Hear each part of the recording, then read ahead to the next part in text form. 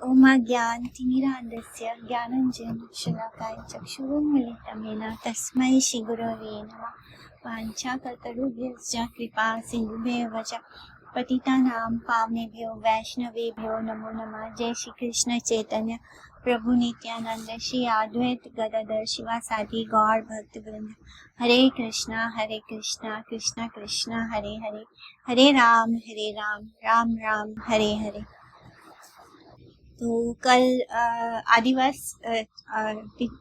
आदिवास हो रहा था व्यास पूजा का, और उसमें सभी लोग कीर्तन कर रहे थे और सब बहुत एक्सटेटिक हो जाते हैं। और नित्यानंद प्रभु और गौर हरि तो अपने आप को एकदम भूल ही गए थे। और नित्यानंद प्रभु जब कीर्तन में जंप करते हैं तो क्या होता है, वो एकदम ऐसे लगता है कि धरती में कंपन शुरू हो जाता है और ऐसे लगता है कि भूकंप आ गया हो। तो इस तरह एकदम खो गए थे सभी लोग कीर्तन में, लेकिन बाहर का किसी को अलाउ नहीं किया था महाप्रभु ने चाहते थे कि केवल भक्त लोग ही उस कीर्तन का हिस्सा बने। और धीरे धीरे महाप्रभु बलराम के भाव में चले जाते हैं, क्योंकि वो नित्यानंद प्रभु का जो असली स्वरूप है वो सबके सामने लाना चाहते हैं। और इसलिए नित्यानंद प्रभु को बलराम तत्व है ये प्रकाशित करने के लिए वो स्वयं बलराम के स्वरूप में जाते हैं और फिर हल और मुसल की डिमांड करते हैं, जिसको नित्यानंद प्रभु पूरी करते हैं। क्योंकि नित्यानंद प्रभु के पास होगा तभी, वो स्वयं बलराम जी हैं उनके पास है तभी तो वो दे पाए गौर हरि को। लेकिन ये जो लीला है इसको कोई ही देख पाया, सभी नहीं देख पाए। सबको ये दिखा कि दोनों के हाथों के एक्सप्रेशन दिखाई दिए, लेकिन हाथ में हल और मूसल है ये चीज अदृश्य रही। लेकिन जो शुद्ध भक्त है उनको दिखाई दिया। तो इससे ये पता चलता है कि जब तक भगवान कृपा ना करे तब तक हम उनके तत्व को नहीं जान सकते। और फिर वो वारुणी वारुणी कहकर पुकारने लग गए। तो वारुणी जो होता है वो ड्रिंक होता है जो मधु से और जड़ी बूटियों से बनाया जाता है। तो वो वारुणी ड्रिंक को मांगने लग गए। श्री नित्यानंद से हल मुसल ग्रहण करते हुए प्रभु मतवाले होकर वारुणी वारुणी कहकर पुकारने लगे। उस समय किसी की बुद्धि ने काम नहीं किया और ऐसी हालत में क्या करना चाहिए ये भी किसी को समझ में नहीं आया। अब ये ड्रिंक जो है वारुणी वो इस धरती की तो है ही नहीं, तो वो लोग उसको ला कर कहाँ से दे अब वारुणी। तब वो सब असमंजस में पड़ जाते हैं, किसी की बुद्धि काम नहीं करती है कि अब प्रभु को वारुणी कहाँ से ला कर दे। फिर सब एक दूसरे का मुंह देखने लगे। फिर सब ने एक दूसरे के साथ मीटिंग करके डिसाइड किया कि एक घड़ा भर कर हम गंगा जल लाकर प्रभु को दे देते हैं। तो सब लोग जल दे रहे थे और प्रभु पिए जा रहे थे और समझ रहे थे कि वो सचमुच में कादम्बरी यानी वारुणी पी रहे हैं। नित्यानंद से गौरचंद्र ने बलदेव का हल मुसल आदि ले लिया और फिर उच्च स्वर से वारुणी वारुणी कहकर मध्य मांगने लगे। पास का श्रोता वर्ग ये नहीं समझ सका कि मध्य वारुणी आदि शब्दों द्वारा कौन सी वस्तु लाने का निर्देश दिया जा रहा है।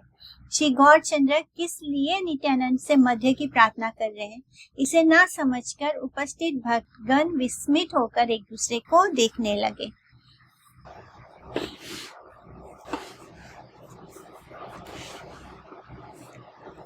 चतुर्दी के राह स्तुति पढ़े भक्तगण, नाड़ा नाड़ा नाड़ा प्रभु भले अनुशन। नाड़ा मने अद्वैत आचार्य प्रभु। सघने धुलाए शिर नाड़ा नाड़ा भले, नादाड़ा संदर्भ के हा ना बुझे सकले। सबे बलि लेना प्रभु नाड़ा बलाकारे, प्रभु भले आयलू मुई यार हुंकारे। अद्वैत आचार्य बलि कथा कहा यारा, सेई नाड़ा लागी मोर एई अवतार। मोहारे अनिला नाड़ा वैकुंठ था किया, निश्चिंते रही लागिया हरिदास लैया। संकीर्तने आरंभे मोहर अवतार, घरे घरे करी मु कीर्तना प्रचार। तो चारों ओर भक्तजन बलराम की स्तुति पढ़ने लग गए और प्रभु निरंतर नाड़ा नाड़ा कहने लगे। प्रभु जोर जोर से सिर हिलाते हुए नाड़ा नाड़ा कहे जा रहे थे, परंतु नाड़ा के गूढ़ अर्थ को कोई भी नहीं समझ पा रहा था। तब उन्होंने पूछा, प्रभु आप नाड़ा नाड़ा किसे कह रहे हैं? तो प्रभु बोलते हैं, जिसकी हुंकार से मैं यहाँ आया हूँ, जिसे तुम लोग अद्वैत आचार्य कहते हैं, उसी नाड़ा के लिए मेरा ये अवतार है। वही नाड़ा मुझे वैकुंठ से ले आया और अब वो हरिदास को लेकर वह निश्चिंत जा बैठा है। संकीर्तन को शुरू करने के लिए ही मेरा ये अवतार है। मैं घर घर में इस कीर्तन का प्रचार करूंगा। इस तरह वो बताते हैं कि नाड़ा कौन है। विद्या धन कुल ज्ञान तपस्या रम दे, मोर भक्त स्थाने यारा आछे अपराधे, से अधम सबारे न दिमु प्रेम योग, नगरिया प्रतिदिमु ब्रह्मादीरा भोग। तो विद्या धन कुल ज्ञान तपस्या आदि के अभिमान के कारण जिन लोगों ने मेरे भक्तों के प्रति अपराध किया है, उन लोगों को मैं अपना ये प्रेम भक्ति योग नहीं दूंगा। उनको छोड़कर शेष सभी नगरवासियों को ब्रह्मा आदि के लिए भी जो दुर्लभ है, इस प्रेम योग को मैं प्रदान करूंगा। तो अब प्रभु कह रहे हैं, क्योंकि बहुत सारे लोग जो उनके वैष्णव जन है, उनका बहुत अपमान किया, अपने घमंड अपने अहंकार में उन्होंने उन भक्तों का बहुत अपमान किया है। तो प्रभु कहते हैं कि मैं ऐसे लोगों को प्रेम दान नहीं करूंगा। विद्या अभिमान, धन अभिमान, कुल का अभिमान, ज्ञान का अभिमान और तप का अभिमान से जो ग्रस्त व्यक्तियों का भागवत भक्तों के प्रति अपराध बनता है, ये वैष्णव अपराधी होने से कृष्ण प्रेम के अधिकारी नहीं होते। तो ऐसे लोग जो वैष्णव अपराध करते हैं, वो कृष्ण प्रेम के अधिकारी नहीं होते। ब्रह्मा आदि को लक्ष्य इस भागवत प्रेम को मैं श्री मायापुर नवदीप वासी प्रत्येक जन को प्रदान करूंगा। मानवों की अपेक्षा देवता भगवान को अधिक प्रिय है। प्रापंचिक अधिकार समूह देवताओं के स्वरूप का परिचय नहीं है।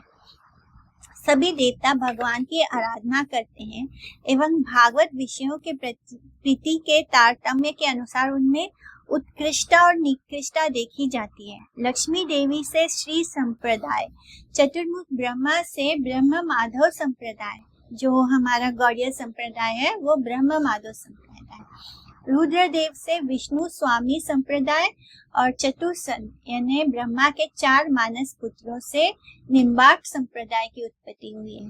ये सांप्रदायिक आचार्य देवगण केवल आधारिक परिचय से ही भागवत भक्त नहीं है। आदि गुरु का काम करने से उनकी भागवत उपासना की बात प्रमाणित हुई है। प्रापंचिक संबंध में जड़ीय इंद्रियों पर निर्भर व्यक्तियों के विचार अनुसार उनके जड़ भोग साथ लिप्त रहने पर भी विशुद्ध हरि सेवा ही उनका नित्य धर्म है। जन्म ऐश्वर्या सुता शीभीर एदा मान मदा कुमान नैवर हाथी अभिधातुम वे त्वामा किंचन गोचरम। तो किंतु महारानी जी की ये प्रार्थना है। उन्होंने क्या बताया था इस श्लोक में कि जन्म शब्द से कुल यानी जो ऊंचे कुलों में जन्म लेता है। ऐश्वर्य शब्द से अर्थ है धन, जो बहुत धनवान होते हैं। श्रुत शब्द से अर्थ है ज्ञान विद्या और तपस्या, यानी जो लोग बहुत अधिक तपस्या करते हैं उनको उसका तपस्या का अभिमान हो जाता है। जो बहुत ज्यादा ज्ञान अर्जित करते हैं उनको उस ज्ञान का अभिमान हो जाता है। श्री शब्द से विद्या धन ज्ञान और तपस्या का अहंकार लक्षित होता है। और श्री हरि यानी जो लोग बहुत सुंदर भी होते हैं, श्री का धन भी है और सुंदरता भी है। तो इस तरह श्री हरि कीर्तन के प्रभाव से प्रेम भक्ति प्राप्त होती है। श्री हरि कीर्तन के प्रभाव से प्रेम भक्ति प्राप्त होती है। इसलिए जिनका जन्म ऐश्वर्य श्रुता और श्री का मद प्रबल है, वे भगवान को भगवान का आश्रय ग्रहण करने के लिए पुकारने में रुचि नहीं रखते। उनको भगवान के आश्रय की जरूरत ही नहीं महसूस होती है, क्योंकि उनको लगता है उनके पास उन्होंने खुद से सब कुछ अर्जित किया है। वो अपने आप को उस चीज को लेकर अहंकारी हो जाते हैं और फिर भगवान का अस्तित्व वो मानते भी नहीं है बहुत बार। अतः उनको प्रेम भक्ति प्राप्त नहीं होती। परंतु निष्किंचन वैष्णव मद रूपी शत्रु के वश में नहीं रहते।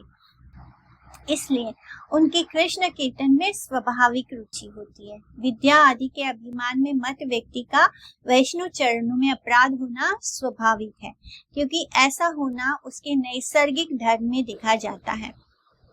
ब्रह्म आदि का भोग ही प्रेम योग है। तो इस तरह भगवान बता रहे हैं कि जो लोग इन 4 चीजों के नशे में होते हैं वो लोग वैष्णव अपराध करते हैं, और ऐसे वैष्णव अपराधी को वो प्रेम, कृष्ण प्रेम नहीं देंगे, वो कृष्ण प्रेम के अधिकारी नहीं होते हैं।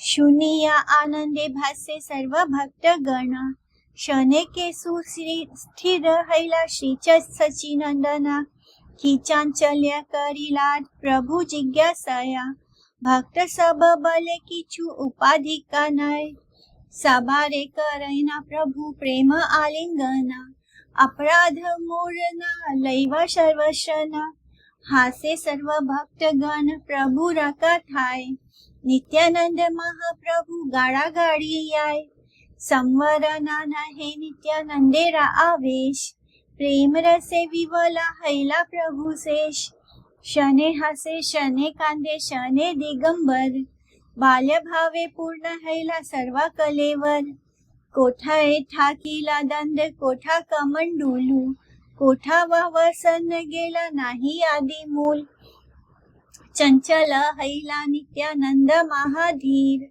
आपने धरिया प्रभु करी लेना स्थिर। तो प्रभु के वचनों को सुनकर सब भक्त लोग बहुत आनंद में बहने लग गए। कुछ समय पश्चात महाप्रभु श्री सच्चिदानंद स्थिर होकर पूर्व की दशा में लौट आए, यानी नॉर्मल होते हैं, और फिर पूछने लगे कि मैंने कोई चंचलता तो नहीं कर डाली। तो सब भक्त जन बोलते हैं कि आपने जो किया ठीक ही किया। तब प्रभु सबको प्रेम पूर्वक आलिंगन करने लगे और कहने लगे, आप लोग कभी भी मेरे अपराध को ध्यान में मत लेना। प्रभु की बात पर सब भक्तगण हंसने लगे और नित्यानंद प्रभु तो भूमि पर लोटपोट हो गए। नित्यानंद का भाव आवेश शांत ही नहीं हो पा रहा था। आज प्रेम रस में शेष प्रभु विवल हो रहे थे। शेष यानी शेषनाग है ना, तो शेष प्रभु विवल हो रहे थे। क्षण भर में प्रभु हंसने लगते नित्यानंद प्रभु, फिर क्षण भर में वो रोने लगते, फिर क्षण भर में दिगंबर होकर घूमने लगते। मने जैसे कोई छोटा अबुध बालक होता है। दिगंबर मने जिसको अपने वस्त्रों का भी भान नहीं होता, एकदम अबुध बालक की तरह। तो इस प्रकार के बाल्य भाव से उनका श्री अंग परिपूर्ण हो गया। कहीं दंड पड़ा हुआ है उनका, तो कहीं पर उनके कमंडलू पड़ा है और कहीं पर उनका वस्त्र पड़ा है। इनका कहीं कोई ठिकाना ही नहीं रहा। इस प्रकार महाधीर नित्यानंद अत्यंत चंचल हो गए।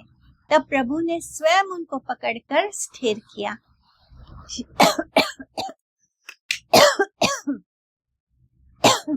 श्री गौरहरि ने ये सब कहकर श्रोताओं के अधिकार की विवेचना करते हुए उनसे पूछा कि मेरे वचनों से किसी प्रकार की दुष्टता तो नहीं हुई। भक्तों ने उत्तर दिया कि आपके वचनों में स्थूल सूक्ष्म किसी प्रकार की उपाधि से संबंधित अवास्तव तथा अभिव्यक्त नहीं हुआ है। जीव मात्र ही व्यवहारिक स्थूल सूक्ष्मात्मक दृश्य जगत के क्षण भंगुर वाक्यों में व्यक्त रहते हैं। आपका कथन नित्य ज्ञान प्रद उपाधि विहीन एवं वास्तविक सत्य है। शेष नामधारी विष्णु जिनकी कला ही कला है, उन नित्यानंद को ही यहाँ शेष कहा गया है। अंशी में ही अंश का अवस्थान है, अथवा अंशी और अंश दोनों ही विष्णु तत्व है। इस कारण नित्यानंद प्रभु को शेष कहने से किसी प्रकार का तत्व विरोध नहीं हुआ है। कृष्णेरा शेषता पाया शेष नाम धरे सेता अनंत यारा कही एक कला हेना प्रभु नित्यानंद के जाने तार लीला। चैतन्यरा वचन अंकुश सबे माने नित्यानंद मत सिंह आर नहीं जाने। स्थिर हो काली पूजय वारे चाह व्यास स्थिरा कराइया प्रभु गेला निजवास। नित्यानंद मत वाले सिंह की तरह केवल एक चैतन्य प्रभु के वचन रूपी अंकुश को ही मानते हैं और किसी को वो नहीं मानते। प्रभु ने कहा, शांत हो जाओ श्रीपाद, कल तो आप व्यास पूजा करना चाहते हैं, इस प्रकार उनको स्थिर कराकर प्रभु अपने घर को चले गए।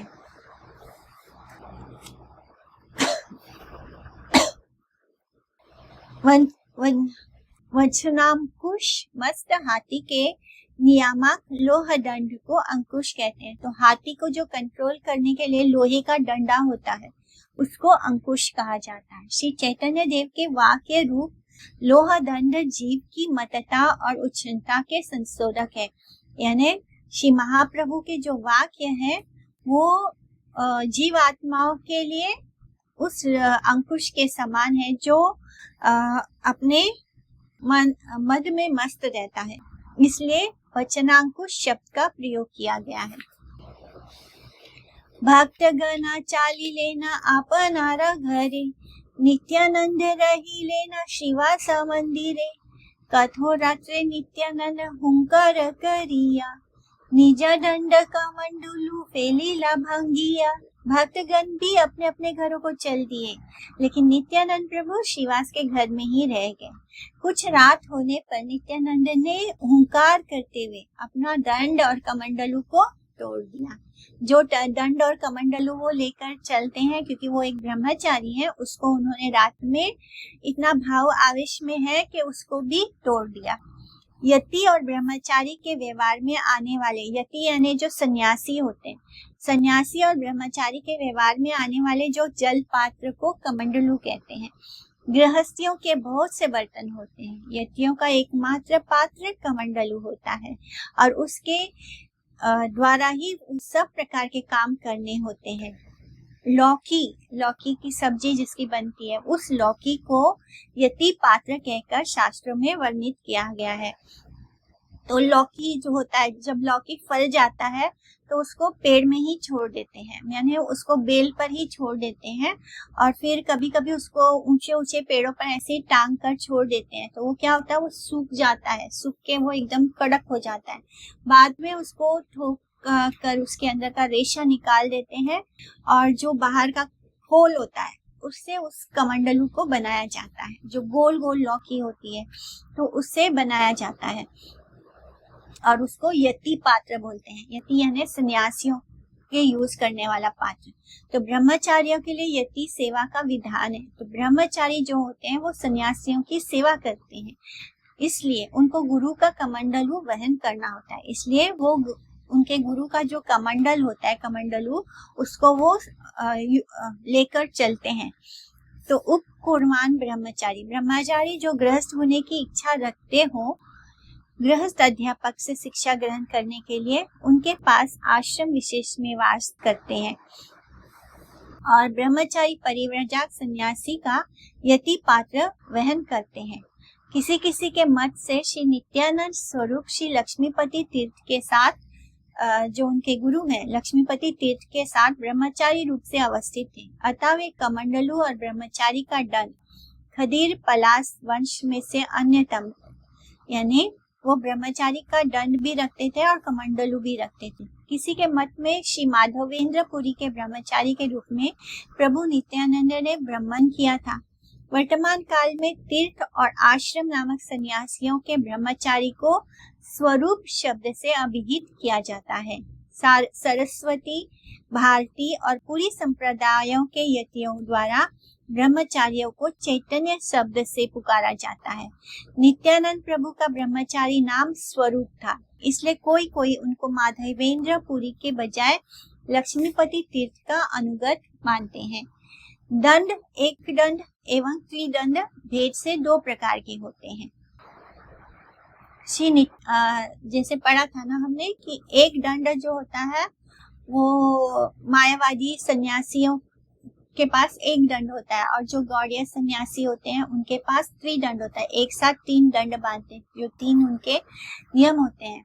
तो श्री नित्यानंद प्रभु ने अपने दंड और कमंडलू आदि को व्यास पूजा के पहले उच्च श्रृंखलता पूर्वक तोड़कर रख दिया।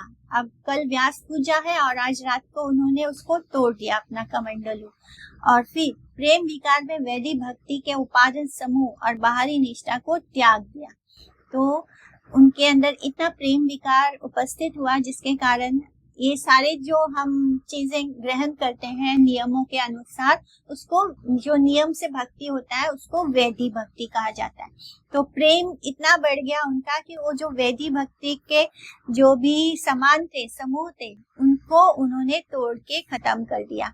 यानी उनका प्रेम जो है वो शुद्ध हो गया, और जो वैधि भक्ति के कारण जो नियम वगैरह चीज होता है उसको उन्होंने बाहर का त्याग दिया। परंतु अनाधिकारी व्यक्ति यदि विशृंखलता का साधन करने के लिए वैधि भक्ति के विधान का त्याग करके अकाल पक्व रसिक बनने की इच्छा करता है तो वो रसिक नहीं हो सकता। लेकिन अगर कोई व्यक्ति, उसका अधिकार नहीं है, उसके अंदर प्रेम विकार नहीं आते, लेकिन वो सिर्फ ऐसे दिखा रहा है और वो उन बाहरी चीजों का जो वैधि भक्ति के जो नियम वगैरह है उनको अगर त्याग देता है तो ऐसा करने से वो रसिक भक्त नहीं बन सकता। के भुजाए ईश्वरेरा चरित्र अखंड, केने भांगी लेना निजा कमंडलु दंड, प्रभाते उठिया देखे रामाई पंडित, भांगा दंड का मंडलो देखी या विस्मिता। ईश्वर के इस अखंड चरित्र को कौन समझ सकता है? उन्होंने अपना दंड कमंडलू क्यों तोड़ा? रात काल उठकर रामाई पंडित ने देखा कि दंड कमंडलू टूटा पड़ा है। ये देखकर वे विस्मित रह गए। श्री नित्यानंद प्रभु ने अपने कमंडलू और दंड को किस उद्देश्य से तोड़ा, उस पर विचार करने के बहुतों के हृदय में अनेक धारणाओं का उदय होगा। उन सब आध्यक्षिक धारणाओं के साथ नित्यानंद प्रभु के उद्देश्य की कहाँ तक संगति है, ये विचार का विषय है। कुछ कहते हैं कि भागवत उपासना में विधि चिन्हों की कोई आवश्यकता नहीं है, यानी जो भगवान की उपासना कर रहे हैं उसमें विधि चिन्ह हो गया ना, कमंडलू, दंड, तो ये सब बाहरी वस्तु हो गए। भक्ति के लिए भक्ति में उसकी कोई आवश्यकता नहीं। जो रागी मार्गी के पथ पर ये सब मात्र रुकावट है। जो राग मार्ग पर चल रहा है, प्रेम भक्ति में जो आगे बढ़ रहा है, उसके लिए ये सारी चीजें क्या है? रुकावट है। दूसरे कहते हैं कि राग मार्ग में बाधा समझकर अनाधिकारी व्यक्तियों द्वारा विधि का उल्लंघन करने से उच्च श्रृंखलता उत्पन्न होती है। श्रुति स्मृति पुराण आदि पंचरात्र विध्यम विना एकांतिकी हरेर भक्तिर उत्पात एवा कल्पते। नित्यानंद प्रभु की तरह के अवधूत परमहंसों का वेद यति के ब्रह्मचारी चिन्हों को धारण करना जगत की आंशिक दृष्टि में नाना प्रकार की भक्ति बाधक धारणाएं उत्पन्न करेगा। इसलिए वर्ण आश्रम की विधि समूह से अतीत प्रभु नित्यानंद ने इस प्रकार की अनुष्ठानिक क्रिया को त्याग दिया।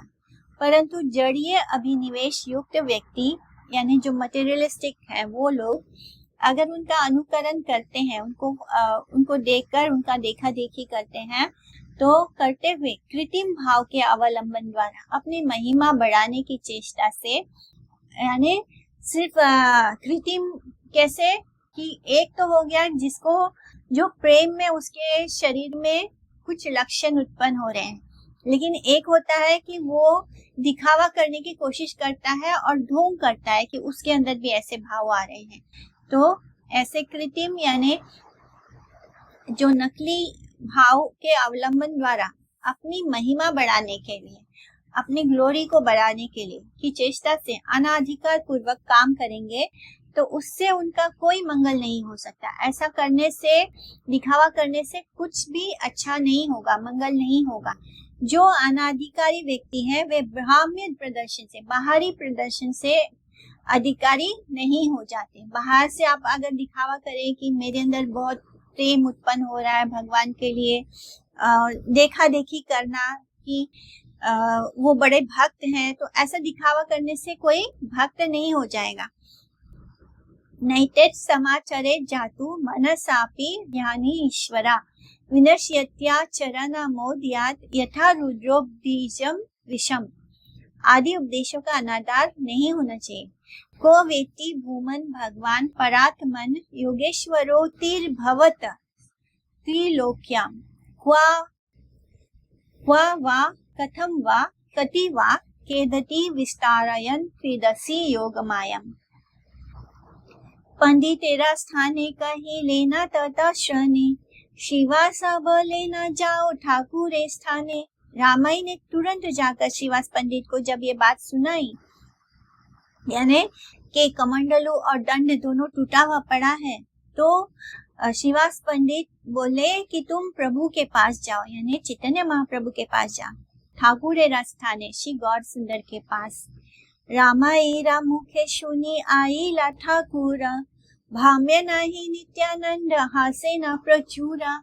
दंड लाई लेना प्रभु श्रीहस्ते तुलिया, चाली लेना गंगा स्नाने नित्यानंद लैया।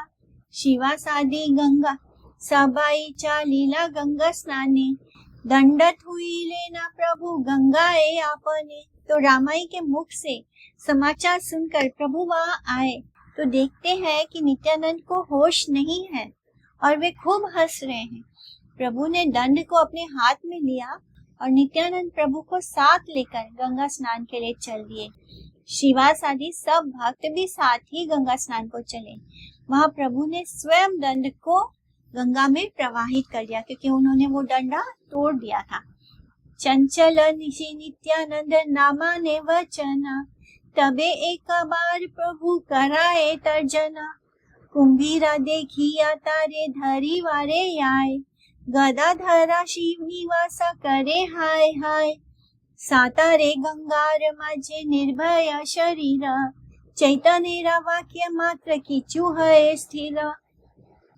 गंगा में तैरते हुए चंचल नित्यानंद किसी की बात नहीं मान रहे थे। एक बार महाप्रभु ने तर्जना की, जोर से उनको गरज कर बोला। उस समय नित्यानंद एक मगरमच्छ को देखकर उसे पकड़ने के लिए जा रहे थे। तो जब महाप्रभु ने देखा कि नित्यानंद प्रभु मगरमच्छ के पीछे भाग रहे हैं, उसको पकड़ने जा रहे हैं, तब वो जोर से उनको डांटते हैं। इसे देखकर गदाधर और श्रीवास हाय हाय करने लगे।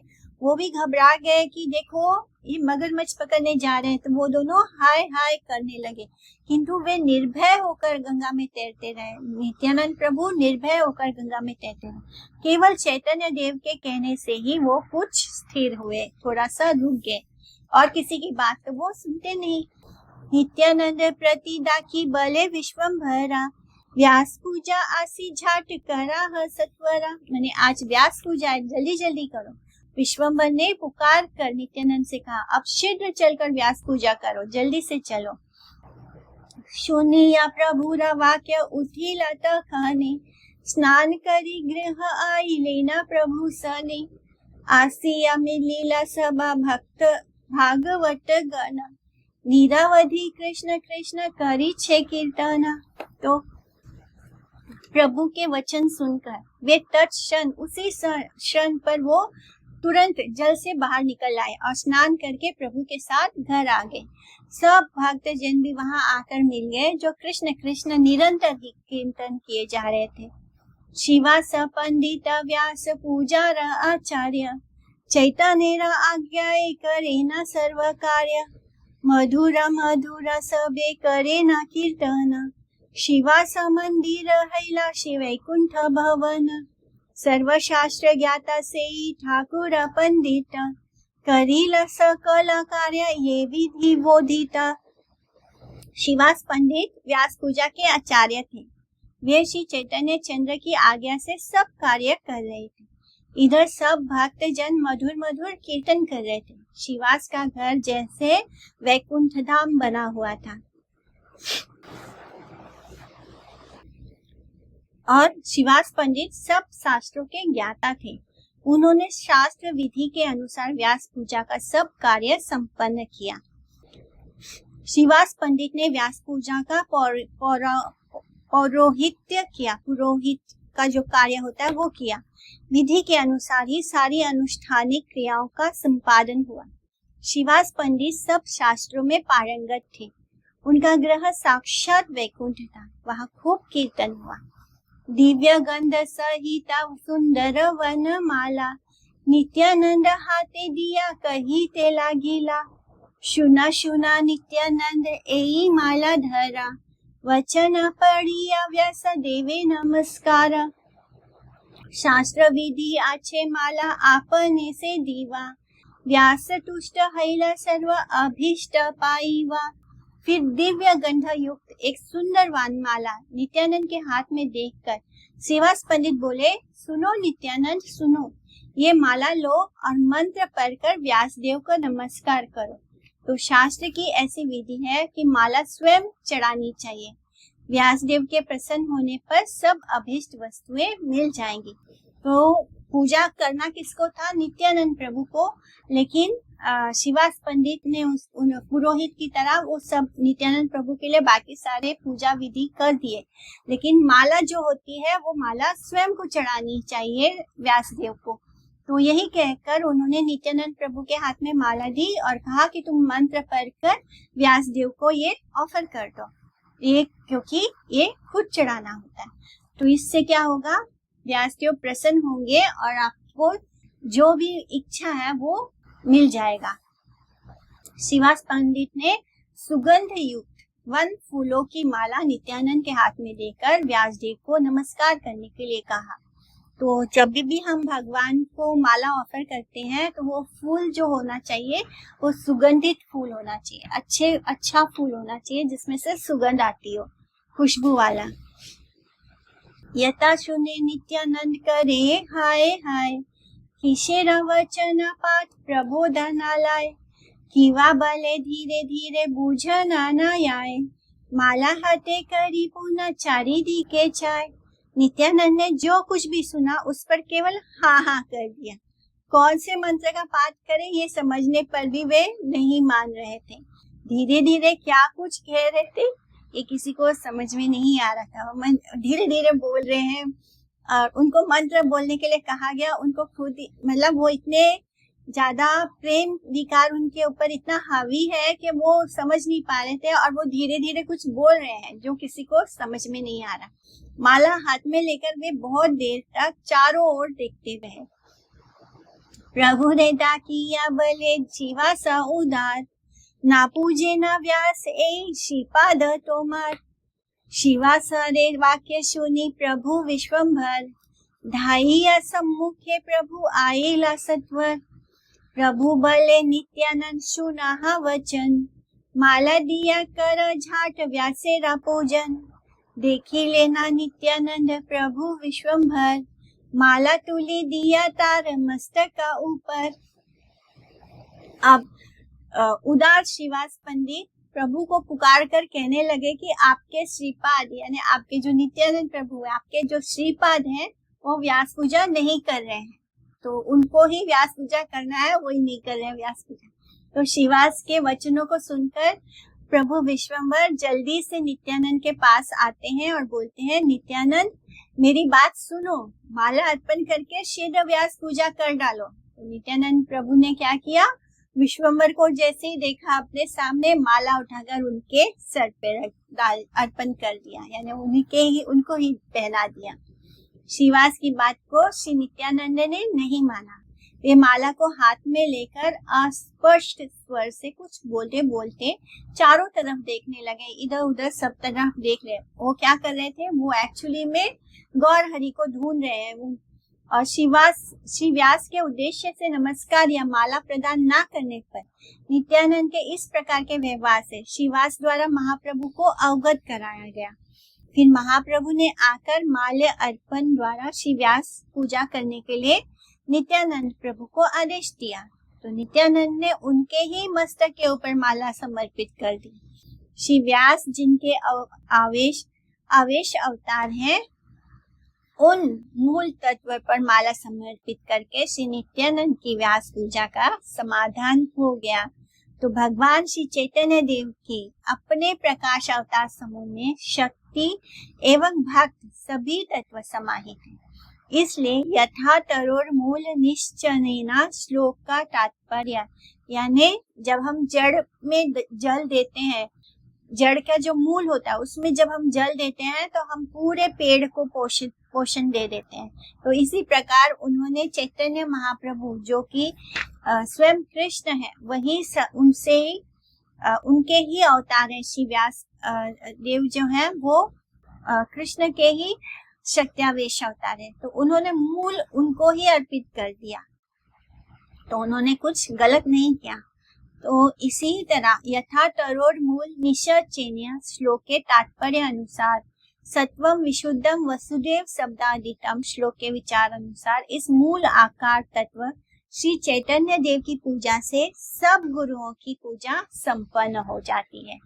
श्री गुरु परंपरा वर्णन में भी शास्त्र में कहते हैं कि श्री कृष्ण ब्रह्म देव ऋषि वादरायण संज्ञान श्री मध्व श्री पद्मनाभ श्रीमद नरहरि माधवान अशोभ्य जयतीर्थ श्री ज्ञान सिंधु निधिन श्री विद्या निधि राजेंद्र जय धर्मान क्रमाद्वयम पुरुषोत्तम ब्रह्मण्य व्यास तीर्थांश्च संस्तुतम ततो लक्ष्मीपतिम श्रीमन माधवेन्द्र च भक्ति तथा तत्शिष्यान श्रीश्वराद्वैत नित्यानंदान जगत गुरुन देवम ईश्वर शिष्यम श्री चैतन्यंच भजामहे। चांचर चिकुरे माला शोभे चांचर चिकुले माला शोभे अति भाल छया भुजा विश्वम्बर हैला तटकाल शंख चक्र गदा पद्म श्रीहल अमुशल देखी अमूर्जित हैला नीताई विवल शद भुजा देखी मूर्छा पाएला नीताई परिला पृथ्वी तले धातु मात्र नाई भय पाई लेना सब वैष्णवेरा गणा रक्षा कृष्ण करे न स्मरणा हुंकार करे न जगन्नाथेरा नंदन कक्षे ताली देई घना विशाल गर्जन। तो जैसे ही नित्यानंद प्रभु ने उनके मस्तक पर माला अर्पित की, उस वक्त क्या हो गया, प्रभु की घुंघराली अलकावली पर जैसे ही माला अतिशय सुशोभित हुई, उसी क्षण उसी पल विश्वम्बर जो है शतभुज रूप में आ गए। प्रभु की 6 भुजाओं में शंख चक्र गदा पद्म हल और मूसल को देखकर नित्यानंद प्रभु अत्यधिक भाव आवेश में आकर मूर्छित हो गए। शतभुजा के दर्शन से मूर्छित होकर वे पृथ्वी पर गिर पड़े और एकदम संज्ञा शून्य हो गए, एकदम उनको कोई होश नहीं। ये देखकर सब वैष्णवजन भयभीत हो गए और हे कृष्ण रक्षा करो, हे कृष्ण रक्षा करो, ऐसे कहकर वो भगवान को स्मरण करने लग गए। जगन्नाथ नंदन कौन? श्री गौर सुंदर। जगन्नाथ नंदन श्री गौर सुंदर हुंकार करने लगे और बगल बजाते हुए बारंबार विशाल गर्जन करने लग गए। श्री चैतन्य देव ने अत्यंत शोभायमान माला को धारण करते हुए अपने शतभुज रूप का प्रदर्शन किया। उन शतभुजाओं में शंख चक्र गदा पद्म श्रीहल और मूसल को देखकर नित्यानंद प्रेम में विवल होकर मूर्छित हो गए। मूर्छा गेला नित्यानंद शतभुजा देखिया आपने चैतन्य तोले गाये हाथ दिया उठा उठा नित्यानंद स्थिर करा चित्त संकीर्तना सुना तो मार समीहित ये कीर्तन निमित्त तो मारा अवतार से तो मार सिद्ध हैला कृपा का चाह आर। नित्यानंद प्रभु शतभुजा दर्शन करके मूर्छित होकर गिर पड़े हैं। स्वयं श्री चैतन्य देव ने अपने हाथों से पकड़कर उनको उठाया और कहा उठो उठो नित्यानंद, अपने मन को अपने चित्त को स्थिर करो, अपने मनोवांछित संकीर्तन